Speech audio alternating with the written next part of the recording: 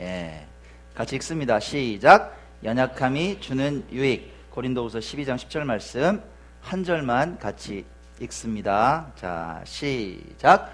그러므로 내가 그리스도를 위하여 약한 것들과 능욕과 궁핍과 박해와 공고를 기뻐하노니 이는 내가 약한 그때의 강함이니라. 아멘. 자, 장림 시인으로 알려진 호메로스가 있습니다. 호메로스가 책을 썼는데 일리아스라는 책을 썼죠. 거기에 아킬레우스라는 신에 대한 얘기가 나옵니다. 이 아킬레우스의 어머니가 아킬레우스를 낳고 갓난아기 때 스틱스 강에 데리고 갑니다. 거기에 어떤 전설이 있느냐, 그 강에 아이를 확 담궜다가 빼면 얘가 엄청 강해지는 거예요. 괴력을 갖는 인생이 됩니다. 어머니는 사랑하잖아요. 아들을 튼튼하게 키우려고 스틱스 강에 데리고 가죠. 그리고 강물에 담급니다. 그런데 앞불싸 온몸을 다 담궈야 되는데 발목을 못 담궜어요. 이렇게만 자기가 잡고 있는 데를. 그렇게 이제 나왔습니다. 아킬레우스가 이제 장성한 거예요. 예, 정말 괴력을 가진 사나이가 됐습니다. 어떤 싸움에서 지지 않아요. 전쟁에서 다 승리합니다. 엄청난 공을 세웁니다. 그런데 트로이 전쟁에 나가서 그만 전사합니다. 이유가 뭘까요? 예, 화살이 날아왔는데 발 뒤꿈치에 맞았습니다. 예, 그래서 죽었어요. 예. 치명적인 결함을 말하는 아킬레스건이란 말이 여기에서 유래가 됐습니다. 외국어 혼용어죠. 이게 예, 아킬레우스라는 인명과 한문에 힘줄 건자가 합해져서 아킬레스건 이렇게 얘기를 합니다. 아킬레스건, 늘 자신을 따라다니는 약점을 말하죠. 약점, 요것만 없으면 좀 살겠는데 이게 있어요. 우리 모두에겐 약점이 다 있습니다. 여러분들은 어떤 약점이 있으세요? 저도 많거든요. 예, 진짜 많아요. 여러분 어떤 약점이 있어요? 그 약점이요, 내 인생에 독이 됩니까? 아니면 약이 됩니까? 혹시 누구에게나 약점은 있어요. 중요한 게 있습니다. 약점을 인정하는 게 중요해요. 회피하지 않고 인정하는 겁니다. 받아들이는 거예요. 그리고 그 약점을 강점으로 전환하는 게 필요합니다. 바꾸는 거죠. 이게 지혜예요. 내 약점을 강점으로 바꾼다. 우리는 오히려 살아가다 보면 약점 가진 걸 하나님께 감사해야 합니다. 왜요? 네. 여러분 약점이 있기 때문에 우리가 하나님께 의존할 수 있습니다. 약점은요, 여러분을 거만하지 않게 합니다. 교만하지 않게 합니다. 겸손함을 잃지 않게 합니다. 하나님은 때때로 우리의 자아를 제어하시기 위해서 우리 인생의 여러 가지 강점 가운데 약점을 덧붙여 주세요. 약점을. 그 약점은 하나님보다 앞서서 막 뭔가 하려고 그러고 하나님보다 막 앞서서 나가려고 하는 우리의 이런 막 급하고 조급하고 좀 오버하려는 이런 인생의 습관을 막아주죠. 자, 성경에 모세가 있습니다. 모세가 뭐를 잘못했어요? 여러분, 말을 잘 못했어요. 말을 뭐 더듬거렸는지 어쨌는지 말을 잘 못합니다. 근데 그것 때문에 그는 사역에 성공할 수 있었어요. 하나님보다 앞서가는 것을 방지하려고 하나님께서 말을 못하게 만드셨죠. 부족함을 알게 하셨어요. 바울이 있습니다. 얼마나 똑똑한 사람입니까? 그렇죠? 예, 능력이 있습니다. 근데 그는 육체의 가시가 있었어요. 하나님 요것 좀 해결해 주세요. 주님 요것 좀 해결해 주세요. 제발 고쳐주세요. 됐다. 네 은혜가 족하다. 안 고쳐주세요. 그 약함 때문에 그는 사역을 잘 감당할 수 있었다. 바울의 건강을 나쁘게 하신 것, 하나님보다 앞서가지 못하게 하신 거죠. 그래서 바울이 오늘 고백하는 거예요. 오늘 본문 말씀 어떻게 고백합니까? 이렇게 고백하죠. 내가 그리스도를 위하여 약한 것들과 능욕과 궁핍과 박해와 공고를 어떻게 한다? 기뻐한다. 행복하다. 내가 약한 그때 내가 강하다. 이런 고백을 한다는 거예요. 5월의 마지막 주일입니다. 오늘 특별하게 연약함이 주는 유익에 대해서 은혜를 나눌까 합니다. 첫 번째, 우리가 기억해야 될 교훈입니다. 뭘까요? 예. 연약함을 통해서 하나님께서 여러분을 부르세요. 하나님께서 콜링 하시는데 연약할 때 부르세요. 연약할 때. 큐티 목회로 아주 유명하신 목사님이 있습니다. 누가 떠오르십니까? 대한민국 큐티 목회 중에 아주 유명한 여목사님이 계신데, 그렇죠. 김양재 목사님이 계시죠. 예, 책도 여러 권 쓰셨고 한국교회 큐티목회를 대표하시는 김양재 목사님 계십니다. 이 김양재 목사님은 고난의 세월을 참 많이 견뎠습니다. 볼까요? 원래 서울대 음대 피아노 전공을 했어요. 야, 그러면 뭐 피아니스트가 돼야 맞잖아요. 근데 의사인 남편하고 결혼했네? 참 얼마나 행복해요. 예. 근데 시어머니가 장난이 아닙니다. 이 시어머니가 어떤 분이냐, 집안에 먼지 하나가 보이면 난리 나는 거예요. 너 뭐 했어? 네 손에 지금 뭐가 있어? 평생 걸레를 잡고 사는 거예요. 아침에 눈 뜨면 걸레질, 잘 때까지 걸레질. 막 쫓아다니면서 결벽증 환자예요. 완전히 들들들 볶는 거야, 며느리를. 남편이 좀 편 좀 들어주면 좋잖아. 엄마 편이야. 절대 며느리 편 안 들어요. 그냥 아들도 시어머니하고 같이 그냥 한통속이야. 자기만 이제 고통스러운 거예요. 너무너무 힘들어요. 그래서 어떻게 의지했다? 이 힘든 처절한 상황 가운데 말씀을 붙잡기 시작했다. 큐티 묵상을 하기 시작했다. 근데 그 남편이라도 있을 땐 좋았는데 남편이 덜커덕 병에 걸려서 세상을 떠나버려요. 이제 아무도 의지할 데가 없는 거예요. 더욱 말씀에 의지합니다. 그렇게 말씀 묵상 가운데 은혜를 받다 결국 목회자가 됐죠. 하나님께서 놀랍게 사용하십니다. 교회가 어마어마하게 부흥하게 하시고 수많은 성도들이 그 말씀 가운데 들어오게 하셨어요. 무려 14년 동안 지금 목회를 하셨습니다. 대한민국의 탑클래스가 되셨어요. 이제 고난 끝났네. 행복만 남았네. 그렇죠? 이게 웬일입니까? 그렇지 않아요. 고난에는 끝이 없나 봅니다. 이번엔 병마가 찾아왔습니다. 저도 엊그제 기사를 보고 알았어요.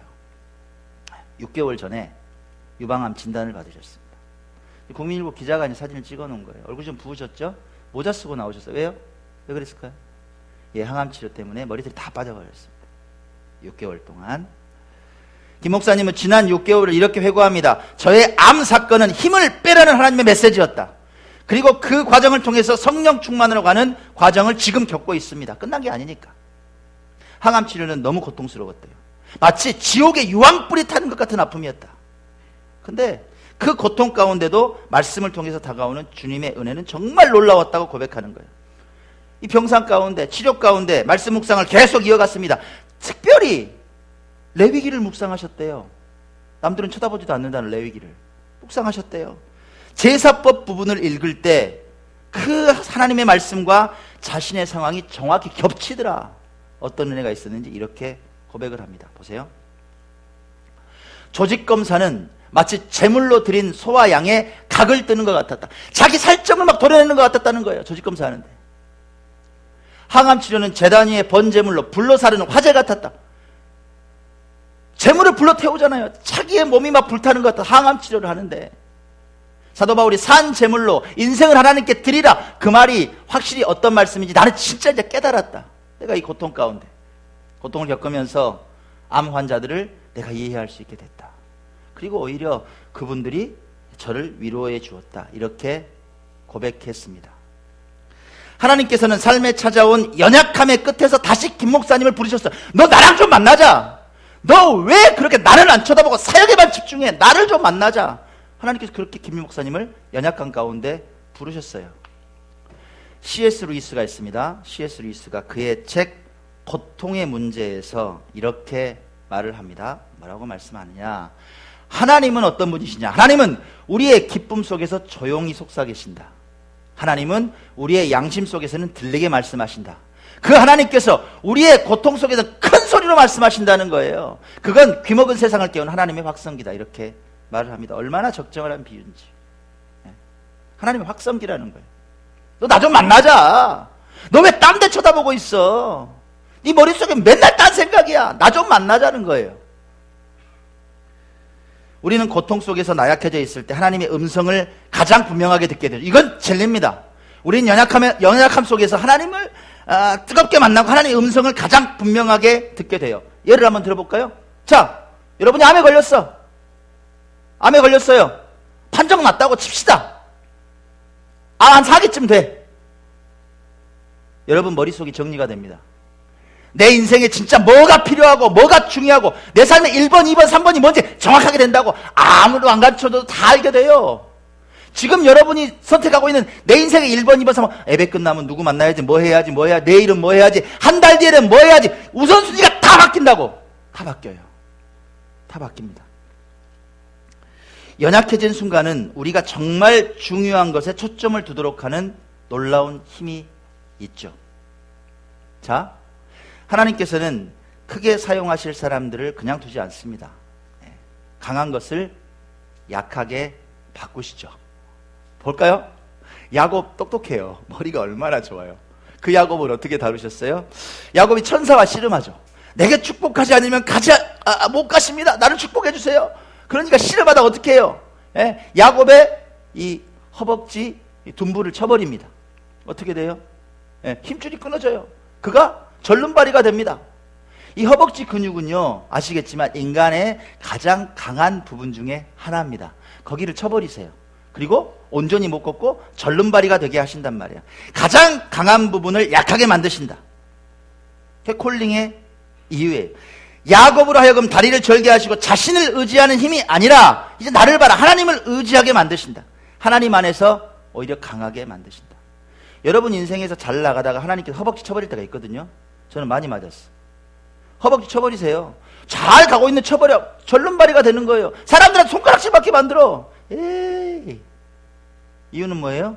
부르신다고요, 여러분들. 그때 통해서 부르신다고요. 부르신다. 하나님께서 우리를 부르실 때는 강할 때가 아니라 약할 때다. 여러분 삶을 한번 돌아보세요. 혹시 지금 여러분 삶을 돌아보니까 나약해지셨냐 이 말이에요. 내 가정을 보니까 눈물이 앞을 가려. 무슨 환경이 이따위로 돌아가는지를 모르겠어요. 도대체 막 뒤죽박죽이야. 가정이 아니야. 직장의 일을 생각해보고 여러 가지 인간관계를 생각해보는데 왜 그렇게 심장이 뛰는지 모르겠어요. 어려움이 많은지 모르겠어요. 혹시 갑자기 찾아온 내 건강 문제 때문에 뜬 눈으로 밤을 지새우고 계십니까? 여기 우리 하람이도 있고 태규, 병일이, 정민이, 우리 예진이, 예람이 학생들이 있는데 스스로 생각할 때 공부는 잘 안 되고 문제가 많은 것 같고 앞으로 또 세상이 급변한다는데 어떻게 펼쳐질지도 모르겠고 내가 어떤 학교를 갈지 어떤 직장에 갈지 도대체 미래가 불안정하고 그 미래를 헤쳐나가려는데 보니까 내 능력은 너무 보잘것없는 것 같고 다른 애들은 진짜 능력이 많은 것 같고 그런 생각이 들어요. 혹시 여러분이 그런 상태라면, 그런 생각이 든다면, 나는 세상에서 지극히 약한 인생이라고 생각이 든다면 힘을 내라 이 말이에요. 왜? 하나님께서 여러분들을 그때 부르신다. 지금 부르고 계신다. 지금 부르세요. 여러분들이 그렇게 안 약해져서 여러분 들을 사람들이 아니에요. 안 들어요. 하나님께서 그 상황에서 여러분들을 콜링하신다. 약할 때. 사도 바울이 이렇게 고백합니다. 우리가 알거니와 하나님을 사랑하는 자 곧 그의 뜻대로 부르심을 입은 자들에게는 모든 것이 합력한다. 선을 이룬다. 이거 다르게 해석해 볼까요? 모든 약한 것들이 모여서 강한 것이 된다. 이해 가세요? 모든 약한 거, 정말 보잘것없는 거, 아무것도 아닌 거, 사람들이 볼 때는 웃기네 하고 있는 것들이 다 모였는데 이게 모아보니까 강한 게 되더라. 전혀 다른 그림이 되더라. 그런 인생 많습니다, 여러분. 성경에 쓰임받은 수많은 인물들이 약함 가운데 사용되었다. 여러분 인생이 그렇게 되기 바랍니다. 여러분의 모든 약점이 다 모여서 정말 누구도 범접할 수 없는 강한 인생이 되시기 바랍니다. 기억합시다. 약할 때, 약한 그때에 정말 처절할 때, 내 인생에 눈물이 가득할 때 하나님께서 우리를 부르신다. 너 나랑 만나자. 내 아들아 내 딸아 나랑 만나자. 지금이 바로 그때라는 사실 기억하시기 바랍니다. 두 번째, 우리가 기억할 사실입니다. 여러분, 연약한 그때에 우리가 강해진다는 사실입니다. 연약한 그때에 강해져요. 설마요? 진짜요? 크레이그 크로포드라는 사람이 이런 말을 했습니다. 약점이 없는 것은 신과 죽은 자뿐이다. 약점이 없는 건 하나님과 죽은 사람뿐이라는 거예요. 고로 살아있는 사람은 다 어떤다? 다 약점이 있다는 얘기예요. 누구나, 세상 사는 누구나 약점이 있다는 얘기예요. 나만 있는 게 아니라. 살아있는 모두는 약점이 있다. 고린도후서 11장 30절에서 바울은 자랑합니다. 자기 인생을 자랑해요. 내가 자랑할 게 있다. 무슨 자랑을 할까요? 이렇게 자랑합니다. 내가 부득불을 자랑할진대 내가 약한 걸 자랑하리라. 나 약해. 나 별 볼 일 없어. 나 아무것도 아니야. 나 만물의 찍기 같은 사람이야. 나 그런 사람이야. 라고 자신 있게 말한다는 거예요. 사도 바울이. 오늘 우리가 읽은 본문 다시 한번 봅시다. 사도 바울의 고백이에요. 이것 봅시다. 내가 그리스도를 위하여 약한 것들과 능욕과 궁핍과 박해와 공고를 기뻐한다. 이는 내가 약한 그때에 강함이니라. 약한 게 강한 것이란 역설, 요게 그리스도 안에서는 진실이죠. 이 역설은요, 신앙의 세계나 자연의 세계나 동일한 것 같아요. 자연의 세계도 한번 보십시오. 강한 게 살아남아요? 아니요, 약한 게 살아남아요. 네, 약한 게 살아남아요. 우리도 마찬가지란 얘기입니다. 자, 연약함에도 불구하고, 우리의 이 연약함에도 불구하고 우리가 강해질 수 있는 승리의 이유가 있어요. 이유가 있어요. 우리 승리할 수 있는 이유가 있다. 그 이유를 한번 성경에서 찾아보겠습니다. 자, 봅시다. 이스라엘 백성들이 출애굽했죠. 예. 광야에서 누굴 만납니까? 많은 적들을 만나요. 아말렉 군대를 만납니다. 아말렉은 전쟁으로 훈련된 백성들이에요. 붙었다 그러면 이겨요. 거기에 반해서 이스라엘 백성은 430년 동안 종살이 했어요. 여러분, 일만 죽도록 했다고 싸움할 줄 알아요? 몰라요? 아니요, 싸움 못해요. 오합지졸이에요. 그런데 성경은 이스라엘이 승리했다고 말합니다. 이유가 뭐냐? 그 성경에서 이렇게 기록해요. 하나님께서 내가 싸우겠다고 말씀하세요. 하나님이 대신 싸우는 거예요. 네 싸움이 아니라는 거예요. 우리가 기억할 거. 자, 블레셋 장군 거인 누가 있어요? 예, 골리앗이 있어요. 여러분, 게임이 됩니까? 소년 다윗하고? 야, 성경에 있으니까 돌 잘 던졌잖아. 돌 던지니까 맞았지, 죽었지. 이게 아니라고. 여러분, 고인이 있어요. 2m가 넘는 고인이. 여러분, 2m가 넘는 2m 한 40대는 농구선수가 하나 있다고 생각해봐요. 보고만 있어도 기가 질리지. 다윗이 쳤어요. 이 게임이 되냐고. 야, 말이 안 되는 얘기라고요. 말이 안 되는 얘기라고. 근데 왜 다윗이 승리하느냐? 그건요, 하나님을 조롱하는 자는 약한 자란 말이에요. 하나님을 믿고 의지하는 자가 강한 자기 때문에 이겨요. 하나님께 대신 싸우신다고. 자, 미디안과 아말렉의 군사들이 사사기 7장에 보면 표현을 어떻게 하냐면, 군사가 하도 많아 18만 대군이 와요. 메뚜기의 많은 수와 같고 그들의 낙타의 수가 많아 해변의 모래 같았다. 다시 보세요. 군사가 얼마나 많은지 마치 메뚜기의 많은 수와 같고 그들의 낙타의 수가 많아서 해변의 모래 같았다. 이렇게 말해요. 자, 이스라엘 백성들이 딱 만났어요. 자, 누가 싸웁니까? 기드온이 싸워요. 여러분, 기드온 기사 아시죠? 기드온이 어떻게 싸워요? 32,000명이 모였어요. 하나님께, 야, 숫자 많다, 줄여. 10,000명. 하나님, 10,000명이면 되죠. 10,000대 18만이라고요. 또 줄여. 몇 명으로 줄여? 300명으로 줄여요. 300명으로. 창 들고 나갑니까? 칼 들고 나가요? 아니요. 항아리 들어. 말도 안 되는 거예요. 뭔 이런 전쟁이 있냐고. 항아리 들어. 안에 횃불을 감춰. 이게 전쟁이에요? 하나님께서 뭐라 그래? 있잖아, 가까이 들어가 줄을 쳐, 항아리를 깨, 그리고 횃불을 들어, 그리고 외쳐, 여호와를 위하라, 기드온을 위하라, 외쳐. 그리고 나서 그냥 결과를 봐. 이 싸우라는 얘기가 아니거든요. 명령대로 합니다. 어떻게 됐어요? 자중질환이 일어나요. 지들끼리 이스라엘 대군이 쫓아온 줄 알고 저녁에 횃불 보고 놀래가지고 도망가다가 막 서로 찔러 죽이고 18만이 다 죽어버려. 그렇게 승리해버려요. 그건 뭐예요? 하나님의 계획과 방법을 누구도 이길 수 없다. 여러분의 계획과 방법이 우선이 아니라 하나님의 계획과 방법을 우선시하면 승리하게 된다는 거예요. 성경은 그렇게 말해요. 또 봅시다. 가나안 장군 시스라가 900대의 철병거를 가지고 이스라엘을 침범해요.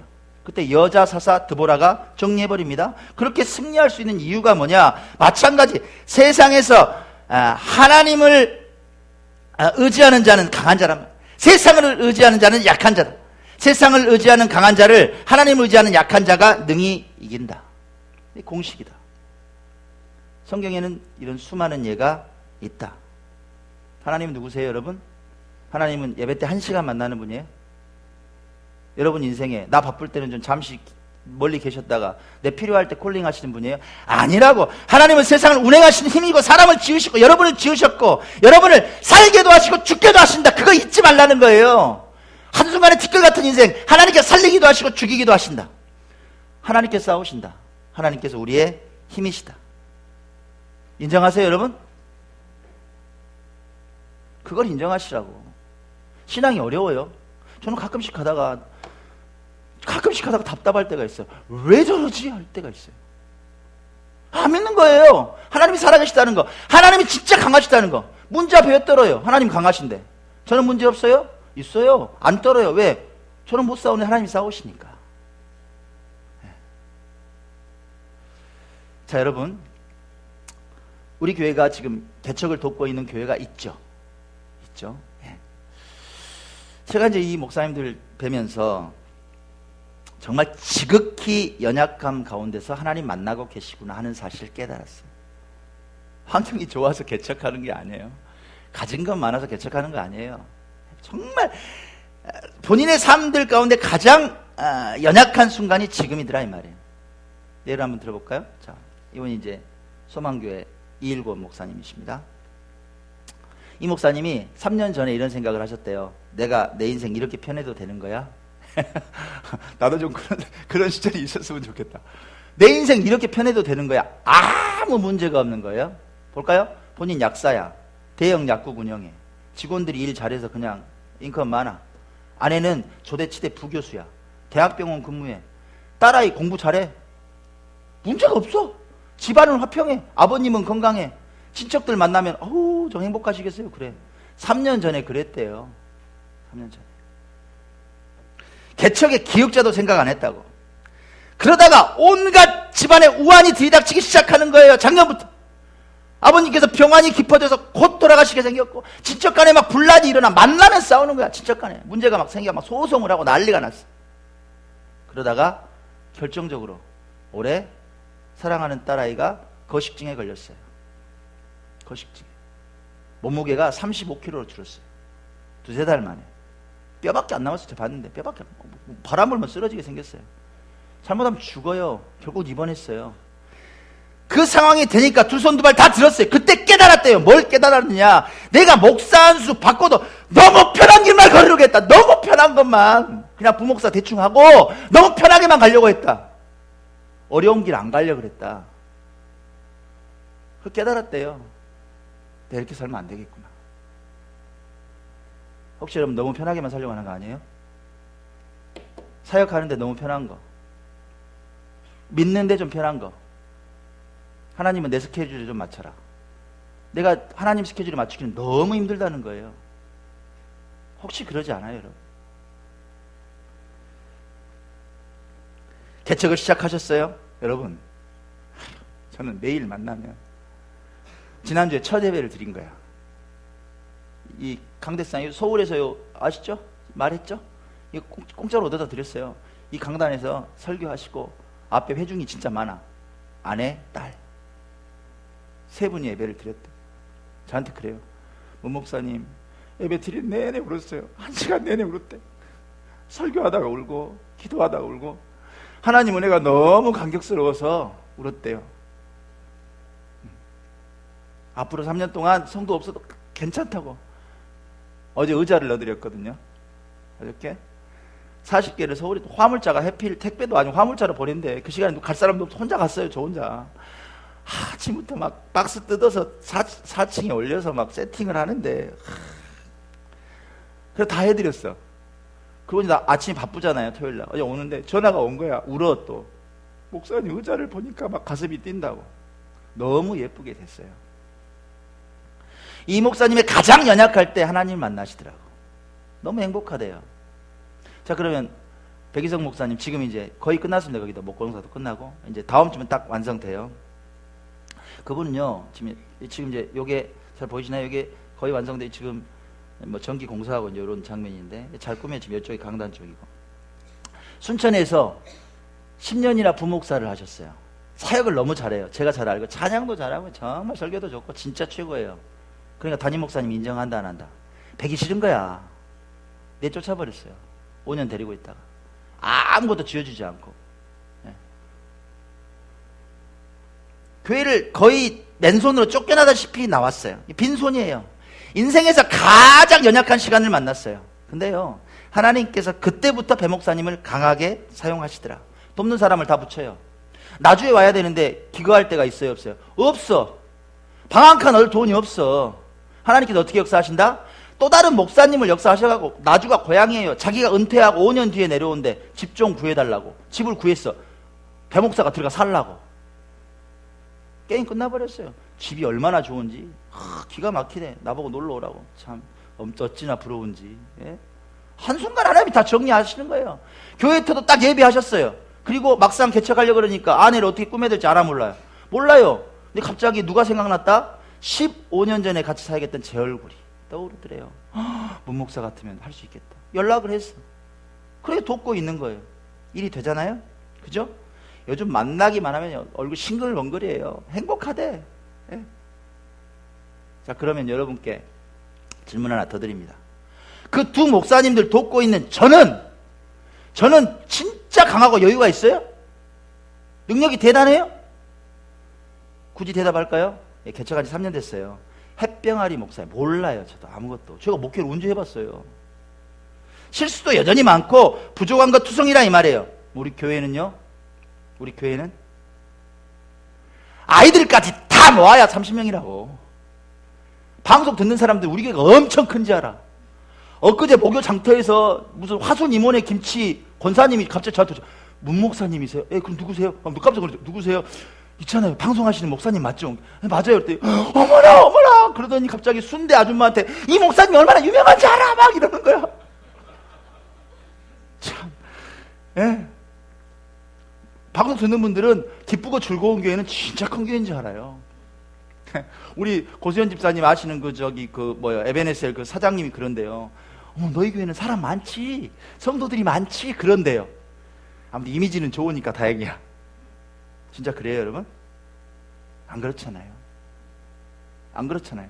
하나님이 연약한 그대로 두시잖아. 교회 재정이요?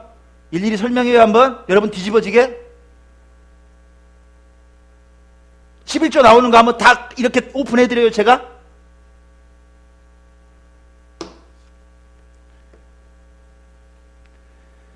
누가 격하게 말하면요, 이렇게 말할 수 있어요. 야, 네 앞가림나 잘해, 임마! 이렇게 말하면 할 말 없다고. 할 말 없어요. 그게 그 말이 맞아요. 내 앞가림이나 잘하면 되지. 뭐 잘났다고 막 왔다 갔다 그냥 뭐. 근데요, 개척하고 지금까지 여건에 파묻히진 않았어요. 끊임없이 움직여왔고 하나님께서 기뻐하는 사역들을 어떻게든 하려고 그렇게 살아왔어요. 놀라운 일이 뭐예요? 그렇게 수많은 약점을 이겨내느라고 몸부림쳐왔던 시간들이 이제 나눌 수 있는 강점이 되더라. 오늘 새벽에 묵상하는데요, 무슨 생각 주시는지 알아요? 야, 문 목사, 너 예전에 책 많이 썼잖아. 책 많이 썼어요. 저 대학 교수할 때도 책 잘 써. 이벤트하게 이해해 쳐보세요. 문경주 교수회가 나와요. 지금도 출판했어요. 이벤트하기 이론서, 뭐 축제 평가 막 이런 거. 평신도 때는요, 아시잖아요, 여러분. 행복한 기도여행 생명의 말씀사 책이 나왔어요. 너 책 잘 쓰잖아. 무슨 생각 주시는지 알아요? 아, 지금의 이 과정을 빨리 책으로 만들어야겠다. 이해 가세요? 개척 과정에 처음부터 끝까지 어떤 실무에 대한 것들에 대한 노하우가 이제 다 쌓인 거야. 필요한 거. 이거 빨리 정리해서 정말 답답해하는 목사님들에게 힘을 드리면 되겠다. 매뉴얼을 만드는 거예요, 매뉴얼을. 아침에 막 적어놨어요. 답이 나와. 1챕터부터 12챕터까지 쫙 나오는 거예요. 책 쓰면 잘 써요, 저. 하나님 달란트 주셨어요. 수많은 약점을 이겨내느라고 막 몸부림쳤던 시간들이 강점이 됐다. 저만 그럴까요? 아니요, 여러분. 여러분의 약점을 이겨내려고 몸부림치는 그것들이 나중에 강점이다. 잊지 말아요. 절대 실망하지 마. 하나님께 승리를 주십니다. 아멘. 결론을 맺습니다. 십자가가 국기인 나라가 여럿 있습니다. 그 중에 덴마크가 있어요. 덴마크 국기 볼까요? 덴마크. 이렇게 생겼어요. 붉은 바탕에 흰 십자가가 이렇게 그려졌습니다. 이 국기의 유래가 이래요. 1219년에 덴마크에 발데마르 왕이 있었어요. 에스파냐랑 붙었네. 전쟁이 있는데 게임이 안 되는 거야. 너무 국력이 강해, 에스파냐는. 전쟁만 하면 지는 거예요. 싸움에 나가면 지는 거예요. 기도했어요. 왕이 하나님 앞에 무릎을 꿇었어. 하나님, 전쟁은 하나님께 속한 것 아닙니까? 이 전쟁을 하나님께 맡기고 의지합니다. 승리하게 하여 주시옵소서. 그때 환상이 열리는 거예요. 하늘에 큰 십자가가 보여요? 예. 왕은 십자가를 보는 순간 용기를 얻었어요. 승리를 확신하고 전쟁에 나가서 승리했습니다. 왕은 그 이후에 전쟁을 할 때마다 이렇게 붉은 바탕에 흰 십자가가 그려진 길을 들고 나갔어요. 나갈 때마다 승리합니다.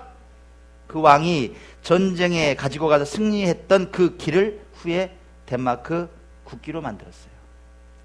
가장 연약할 때 싸움 해봤자 지는 순간에 하나님께 무릎 꿇었고 십자가를 만났더니 나라가 부강하게 되고 승리하게 되고 지금의 덴마크가 됐어요. 가장 약할 때, 게임이 안 될 때, 붙어봤자 질 것 같을 때. 여러분 연약하세요? 내 인생을 생각했더니 지극히 연약한 것 같아요. 괜찮아요, 여러분. 전쟁은 하나님께 속했다. 전쟁은 예수님께 속했다. 여러분의 삶 속에서 만난 모든 연약함의 조건들을 들고 십자가 앞에 나아가세요. 나아가세요. 간절히 기도하십시오. 여러분 인생에 정말 강한 하나님께서 허락하시는, 예수 그리스도께서 허락하시는 십자가의 은혜가 있을 겁니다. 아멘. 우리의 약함을 인정합시다. 예, 우리 강해질 거예요. 이 시간 우리 찬양했으면 좋겠습니다. 나오실래요? 네, 자.